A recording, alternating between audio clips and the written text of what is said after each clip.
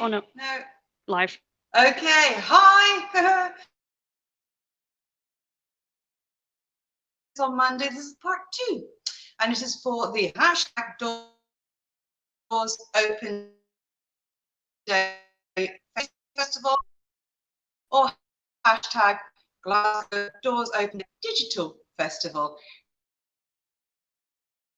Visitors in the flesh. I decided to take you around the building. We were down on the stage, and today we're up here in the balcony. So, hi, Mary. Doing? Yay! Thank you for the flashing. He flashed the lights, by the way, nothing else. Just in the balcony itself, the dark and mysterious balcony. Popular place for audience to sit, and there's a very good reason why. This music hall did not sit quietly watching the entertainment. No, very interactive. Shipyard nails or screws. Well, we're in. Yeah. So as a result, the last place you want was down in the stalls. In stalls, penny spits, because one of the great sports and spit on the audience. Mary, go and have a little look. Show them the view. Look at that. See, we're quite high up. We're not exactly what you'd call in the gods, but we are quite high up. So it was a great place, a great vantage point to spit on the audience or on the acts below. And of course, as you can see, it's quite dark up here, and it would have always been quite dark, which is why the prostitutes got away with soliciting in this corner over here. Mary, follow down. I did mention this the other day. This is what we call prostitute corner. Yes. This is where we found over 300 flyer buttons and a business card advertising Dr. Temple, the diseases peculiar to men. But this is a wonderful part of the building for another reason, not just because you've got a great visual eye on the acts on the stage below. Can you get the stage in for me, Mary? Can you get the stage in? Look at that. See, it's a great view of the stage from up here. Now, I'm up just Meredith and people on. Of course, we are well socially distanced. Held over 1,200 people. In fact, even people, and that was back in the 1880s, they crammed them into this cheek in the balcony up.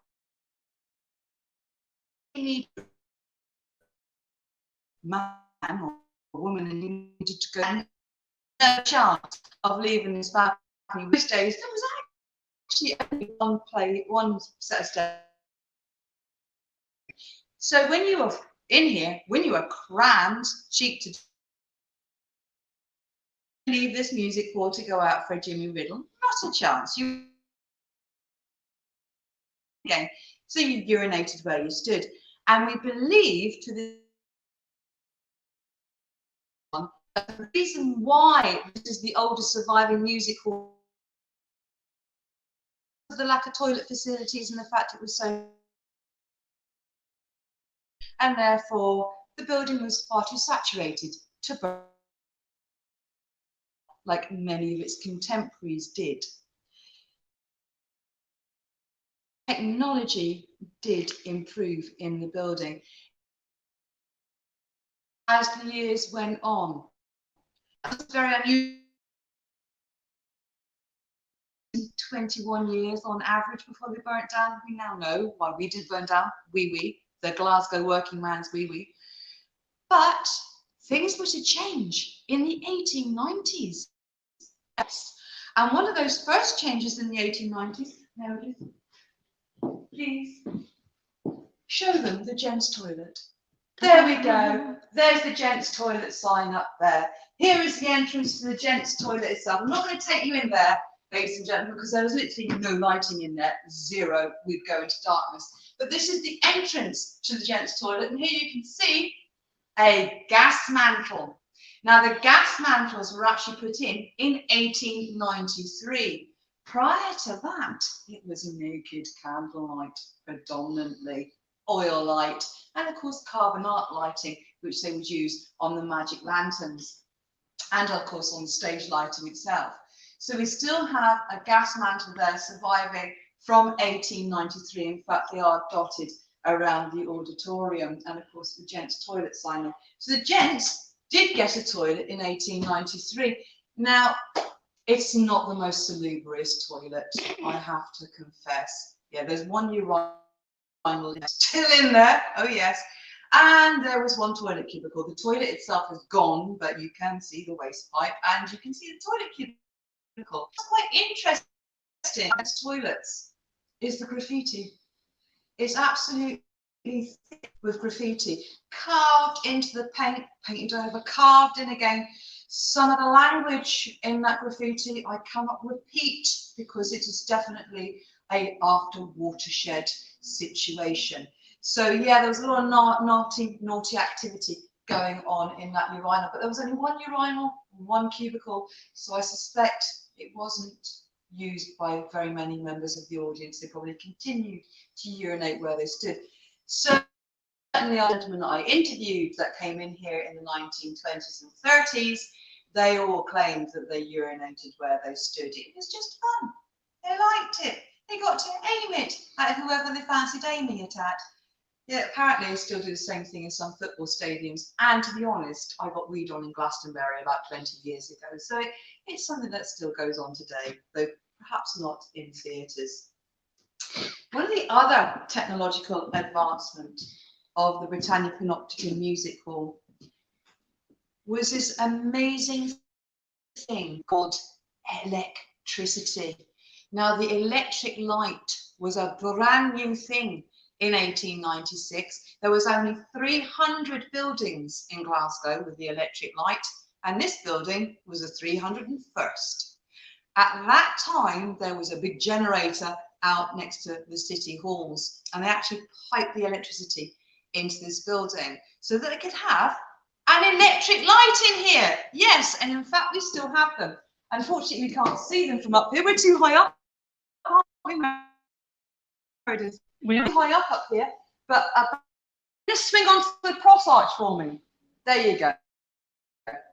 Senior March. And you can possibly just see the bottom edge of 193 still in the building. Come back to me, please, Peter. So electricity meant we could have electric light in here, cable as well, and still took the lights down and refurbish them for us. So they're back up, they're working. The asbestos cable, we have them on today because we're using the LEDs that were kindly for that. So electricity is very big,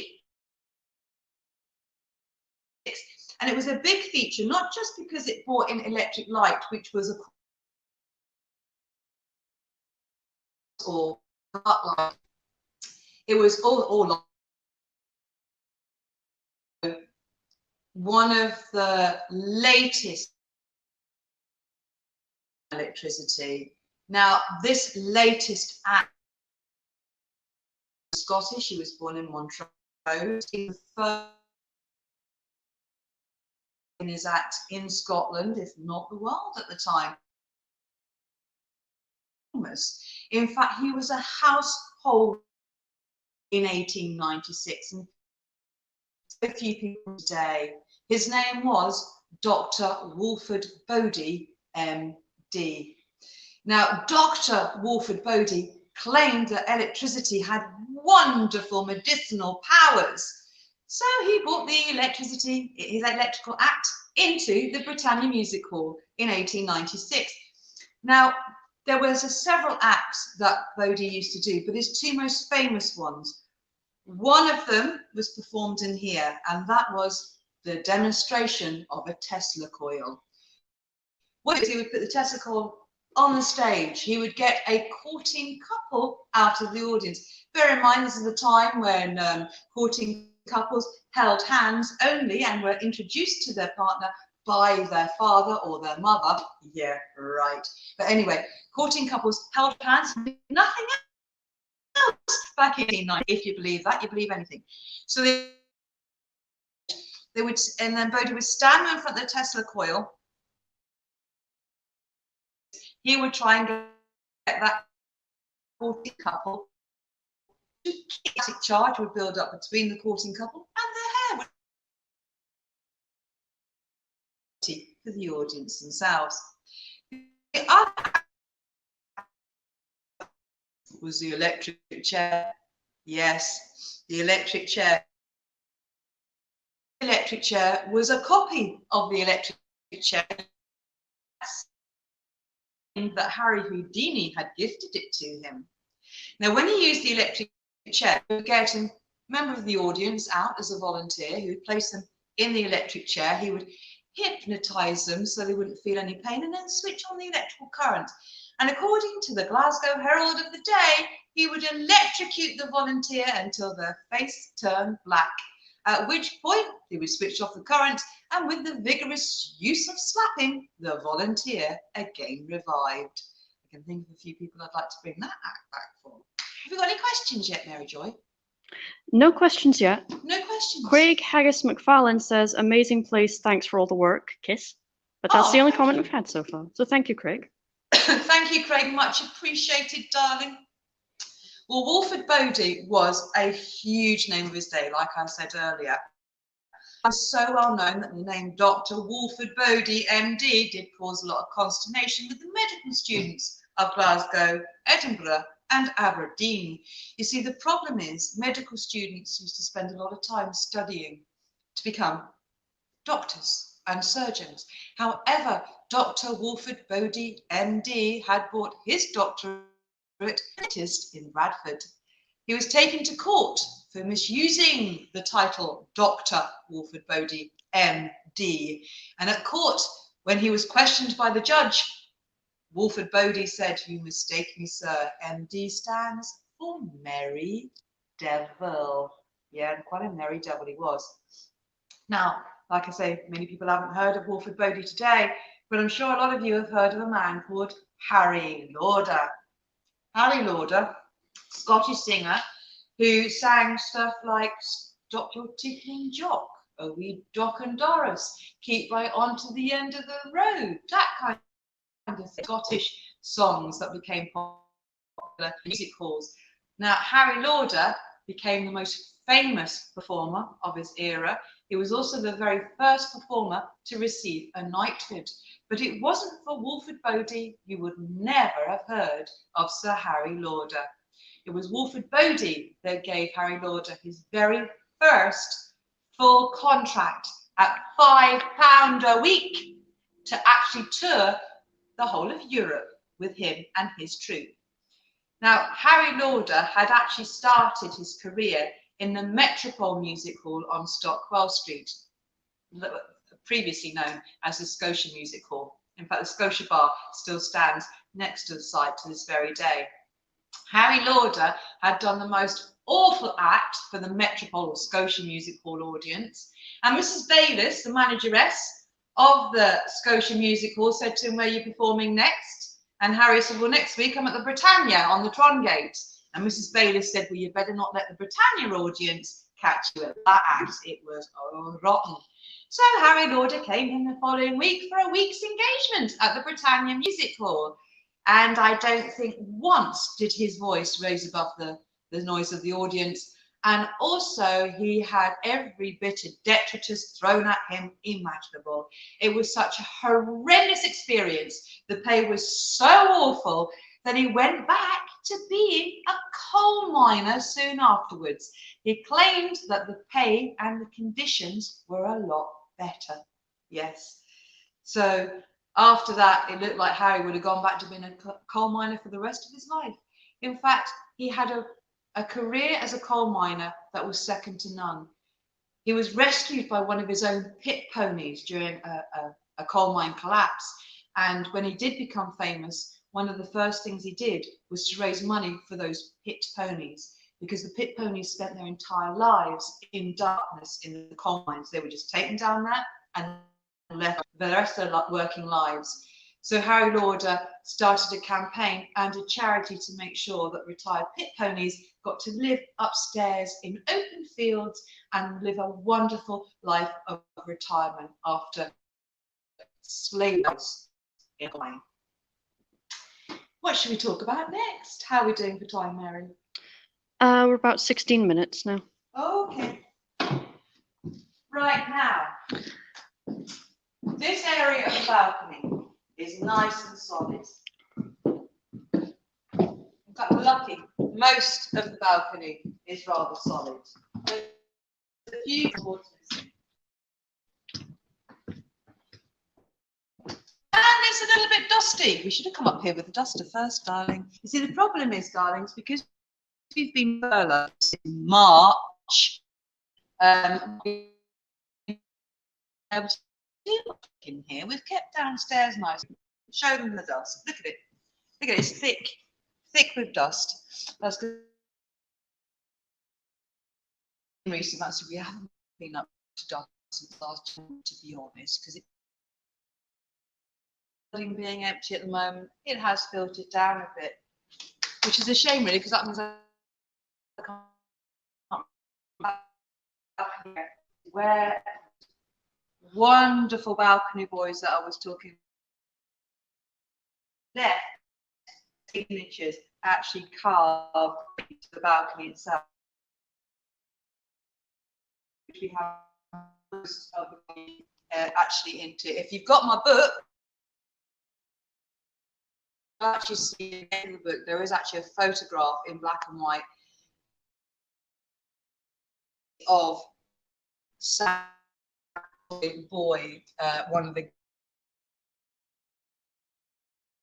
on Monday, the story of the sand toy. I'm going to repeat myself here. The Toms are two of Glasgow's most famous rival gangs, and they still a toy, and you still have Tomland. Now it comes from a child, the main character themselves, and it's all about the Chinese box from the west. They were sending railways across China, and there was this big rebellion in what was called the gangs, named after China's balls, and they got to see all the fighting and all the action. Now these boys in general were old. That was the age group they were in. They called themselves the sand toy or the toy they used to have. The boys themselves were gangs amongst boys in this city. Since the 1780s, there was a famous battle called the Battle of the Buttons. On one side of the River Clyde in the Gorbals, the other on the other side of the River Clyde in the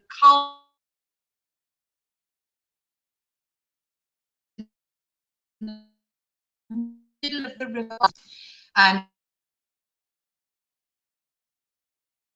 the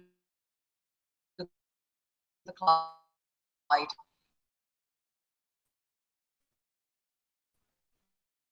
It was known as Battle of the is a large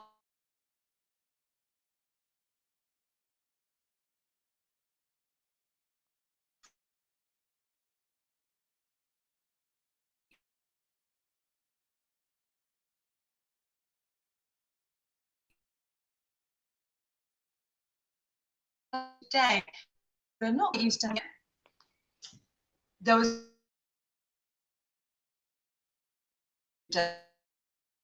a lovely to dancing girls. They loved the magicians. Acts became hugely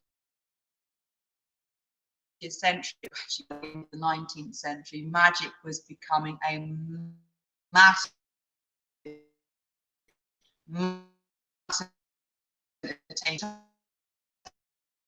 very, very careful in the form of alchemy. So I'm going to give all you secrets here. But you'll be able to see behind the secret to their tricks. Boys also see try magicians, and a magician had to be damn sure, believe it or not, they really would. What would have happened to them? They would have been pelted with everything.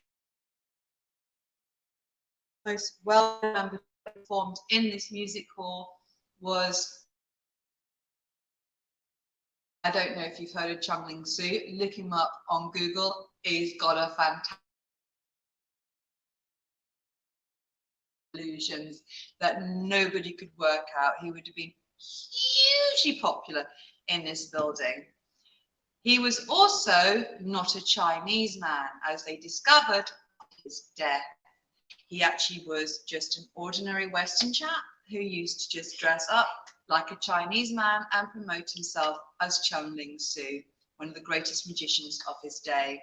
One of these days, we're going to do a full study on research on the magicians that performed in this building, because apparently there's a huge long list of them, which Jim Cuthbert was starting. Sadly, Jim passed a couple of years ago, and we have yet to continue with his research, but I'm afraid it's going to have to wait for another day and another year, because of course we don't have enough money at the moment, and we're barely managing to keep the bills paid as it is, but we'll be crowdfund to hopefully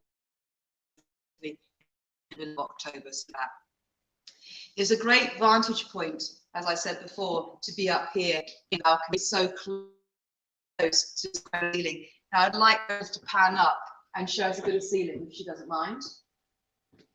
And I'm going to also this light. There we go. A bit there, Mary Joy. There we go. If you pan up the barrel vaulting up there, my love, I want to talk about that lovely staining. And I'm just going to. Meredith has her mask on. I have a mask, and that's why I had to go backwards. Meredith, then breathe on her. Above my head here, you can see it's incredible.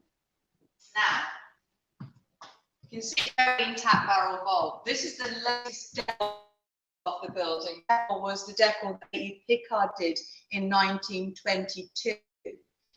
It was probably a kind of an amber or a pale cream color or something.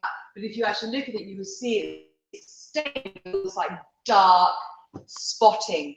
Now, this dark spotting is not dampness. It's not caused by that is nicotine.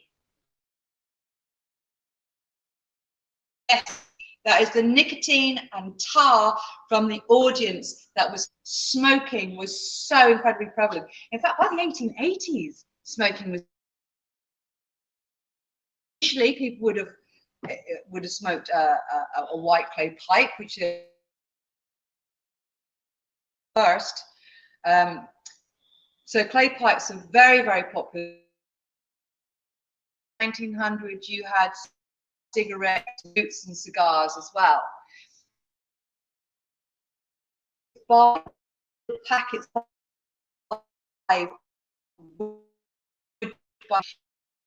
and there was they're that long. They're literally that long.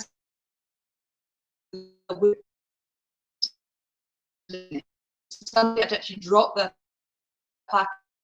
That's why we found it.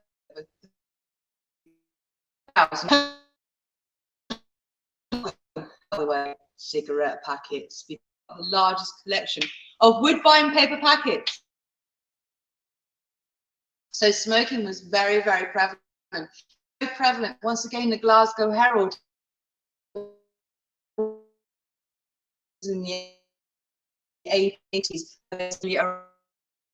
arrived the Britannia News because the smoke was.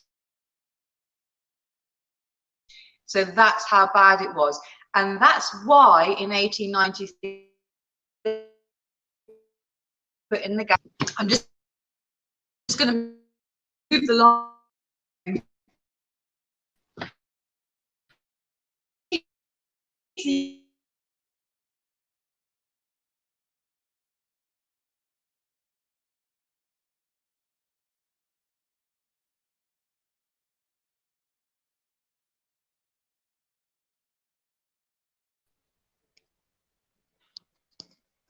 Is it still going? Are we still recording? Yes, we are. There you go. So sorry about a slight technical hitch there. For no reason whatsoever, my phone completely cut out. Hopefully you're still receiving me. So, in a sense, we have kind of like circles, portals, I suppose. Portals to another world. These portals basically held gasoliers, and the gasoliers weren't to illuminate so much as for burning off the excess cigarette smoke. Can you imagine the smell in here? Actually, for a moment, I would like you, yeah, thank you, Peter, if you don't mind lighting again. Thank you, darling. Imagine this, ladies and gentlemen. Imagine what it would have been like in here to experience it in the heyday, back in the 1880s and the 1890s, when you had 1,200 people crammed into this little auditorium. Nobody wore deodorant. Nobody had perfume. Well, some of the ladies might have a little bit of lavender or something, or violets or something like that, but generally body odor, the scent of the day. Plus, add to that the smell of the urine, the smell of the horse manure, the smell of the wells, which was the most popular carry-out food in the city back in the day. And let's add the smoking to that as well. Gosh, your pipe tobacco, your cigarettes, and your cheroots. Isn't it a lovely smell? Isn't it just glorious? Can you imagine how it would have been? Well, I tell you one thing about time travel alone, because it must be right in here. But it was this audience, even though by 1900 electricity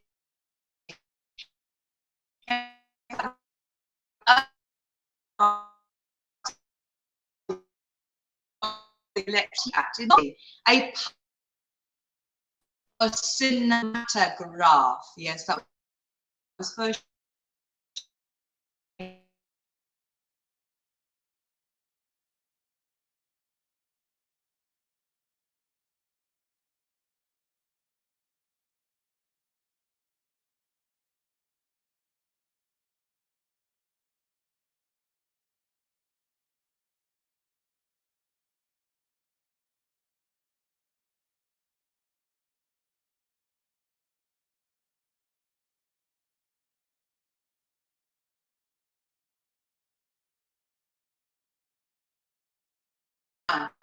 Because of the nitrate film. So in the end, I built 2 rooms for projectionists. One room was the projection room itself, and I'm now going, could you illuminate the projection room for me? There we go, there's the projection room. That projection room was put in around about 1909, we think, to accommodate the cinematograph itself, big projectors. And they had a shutter in front of every single one of those holes. So the film did ignite, they could put the shutters down and they could contain the fire within that box. That projection room, incidentally, is the old back box for the music hall, judging by the Victorian decor that's on sections of. But there was another room as well that was shown. It was known as the winding room. So when they actually finished a film, they would take it out of the projection room and to the outer wall of the building, where there was a tiny little room, it's sadly long since gone, and they would rewind the film in this special winding room so that they could get the film back onto the reel and ready for the next screening. Bear in mind that this building had 4 shows a day at this point, and this is what began Cine Variety. So you would have a reel. Reels were only about 3 minutes in length at that time. It was finished, they would have a variety act. The variety to fill the gap whilst they rewound the film or got the variety does come from the music halls like the Britannia Music Hall, and it's but even though we had electricity, even though we had the animatograph, we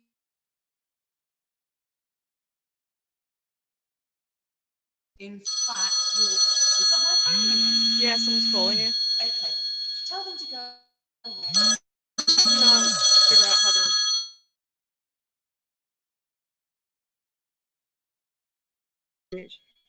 Oh, is it that way? No. Way. This is the joy of using your phone, doing this kind of thing. What I was talking about then? Oh yeah, I was talking about the fact that this building's So even when so down, and of course across Glasgow, people were really not wanting to go to the old Victorian places. Anyway, yeah, so it was just too old, and people just didn't. It was so new, so exciting. H.G. Wells had been talking about time travel.